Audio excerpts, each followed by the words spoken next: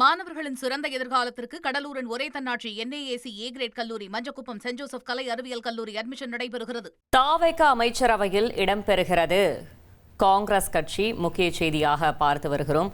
இதுல கிள்ளியூர் எம்எல்ஏ ராஜேஷ்குமாருக்கு முக்கிய அமைச்சர் பதவி என்றும் ஒரு தகவல் கிடைத்திருக்கிறது. 1967க்கு பிறகு அமைச்சரவையில் காங்கிரஸ் மீண்டும் பங்கேற்க இருக்கிறது. மேலும் தகவலை செய்தியாளர் ராமச்சந்திரன் வழங்கிட கேட்கலாம். ராமச்சந்திரன், வணக்கம். Over to you. வணக்கம். தாவேக அமைச்சரவையில் காங்கிரஸ் கட்சி இடம்பெறுகிறது. 2 அமைச்சர்கள் வழங்கப்படும் என்று ஏற்கனவே தாவேக தரப்பில் தெரிவிக்கப்பட்டுள்ளது.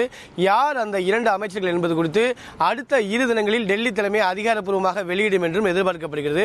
காங்கிரஸ் கட்சியை பொறுத்தவரை 1967க்கு பிறகு கிட்டத்தட்ட 60 ஆண்டுகளுக்கு பிறகு தமிழக அமைச்சரவையில் இடம்பெறுவது குறிப்பிடத்தக்கது.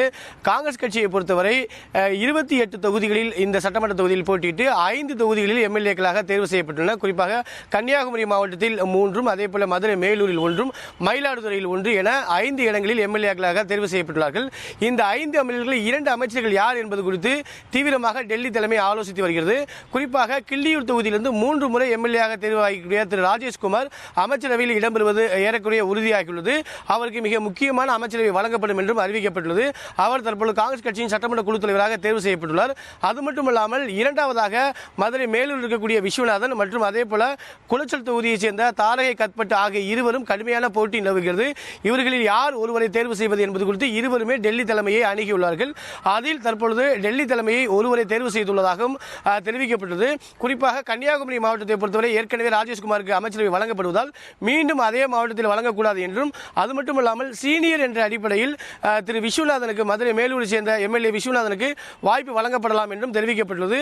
ஆகையால் விஸ்வநாதன் மற்றும் ராஜேஷ்குமார் ஆகிய இருவரும் அமைச்சராக அறிவிக்கப்படுவார்கள் என்றும் எதிர்பார்க்கப்படுகிறது. இந்த அறிவிப்பு அடுத்த 2 தினங்களில் வெளியாகும் என்றும் எதிர்பார்க்கப்படுகிறது. ஒருவேளை தாரகைக்கு அமைச்சரவை கிடைக்கவில்லை என்றால் சட்டமன்ற குழு தலைவராக அவருக்கு வழங்கப்படும் என்றும், அதேபோல கொரோனாவாக விளவங்கோடு தொகுதியில் தேர்வு செய்யப்பட்டிருக்கிற பிரவீனுக்கு வழங்கப்படும் என்றும், துணைத் தலைவராக மயிலாடுதுறையில் தேர்வு செய்யப்பட்டிருக்க முகமது யூனஸ்க்கு வழங்கப்படும், ஜமால் முகமது யூனஸ்க்கு வழங்கப்படும் என்றும் அறிவிக்கப்பட்டுள்ளது. அடுத்த 2 தினங்களில் 2 அமைச்சர்களும் அதிகாரப்பூர்வமாக வெளியாகும் என்றும் அது அறிவிக்கப்பட்டுள்ளது. அது மட்டுமல்லாமல் அமைச்சரவை விரிவாக்கத்தின் போது அவர்கள் அமைச்சரவையில் இடம்பெறுவார்கள் என்றும் எதிர்பார்க்கப்படுகிறது. தகவல்களுக்கு நன்றி ராமச்சந்திரன். மாணவர்களின் சிறந்த எதிர்காலத்திற்கு கடலூரின் ஒரே தன்னாட்சி என்ஏஏசி ஏ கிரேட் கல்லூரி மஞ்சக்குப்பம் சென்ட் ஜோசப் கலை அறிவியல் கல்லூரி அட்மிஷன் நடைபெறுகிறது.